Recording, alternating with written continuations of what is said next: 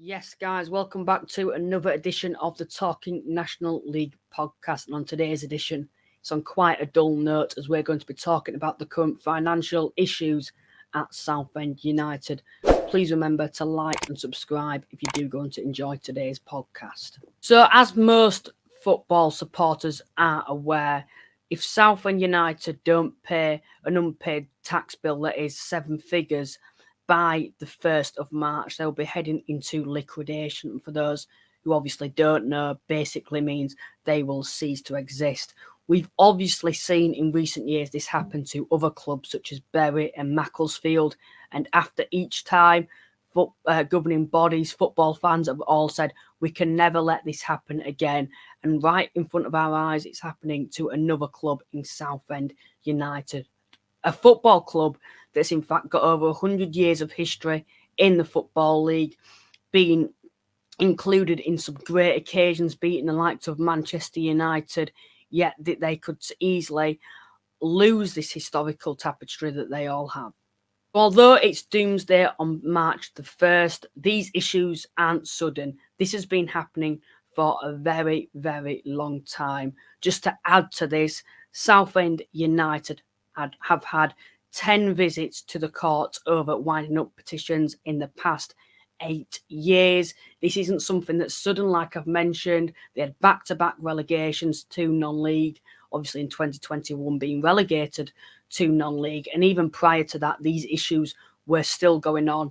So a lot of the blame, and I think the blame is rightly so, being put towards current owner Ron Martin. Now, Ron Martin has been at the helm of the club for just short of 25 years. In fact, back in 2006, and this just gives you a true reflection of the man. He promised Southend United supporters a new 22,000-seater stadium.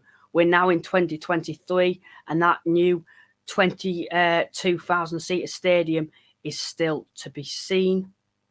Fans, of course, have been protesting against Ron Martin for a very, very long time. We saw when they first got relegated to non-league, fans were pitch invading, putting banners in the middle of the field, getting flags just to protest against current owner Ron Martin and trying to eager him to sell the club.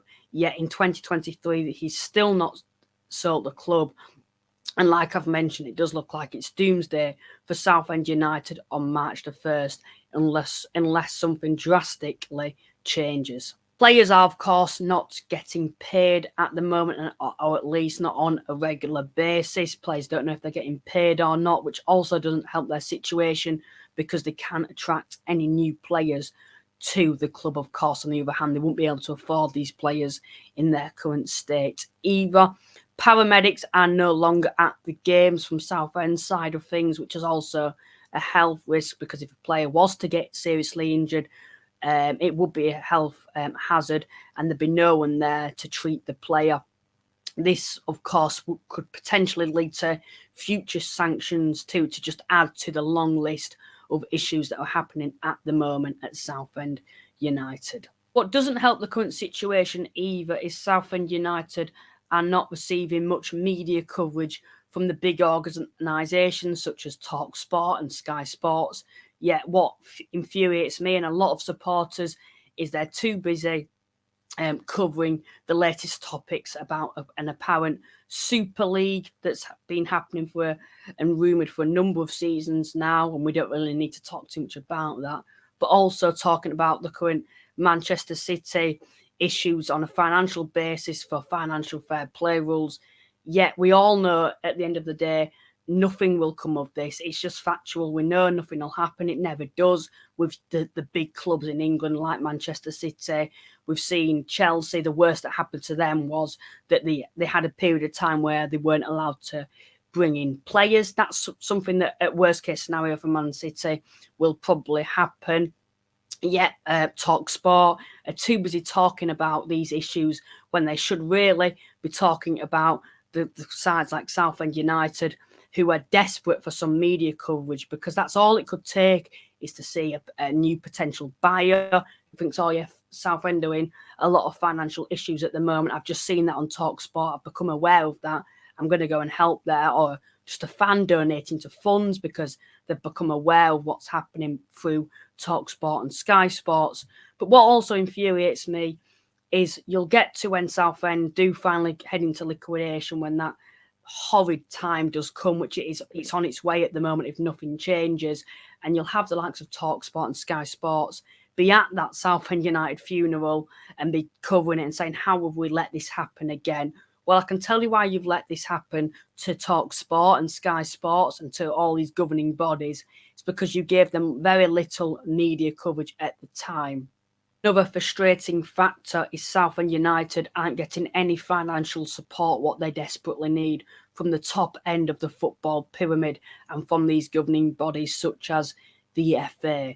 Just to put this into perspective, in the January transfer window, Premier League clubs spent over 700 million in that window. Southend United simply need a 7-figure fee to save their club from the current issues that are happening at the moment, yet they're not getting any media coverage and nobody's supporting them from the top end of football, which to me personally just shows how corrupt the Premier League is nowadays, because Southend desperately needs some money and it's a small piece of peanuts for them, yet no Premier League club or organisation is pulling their finger out to try and save Southend United. Like Bury and Macclesfield did, Southend United could reform.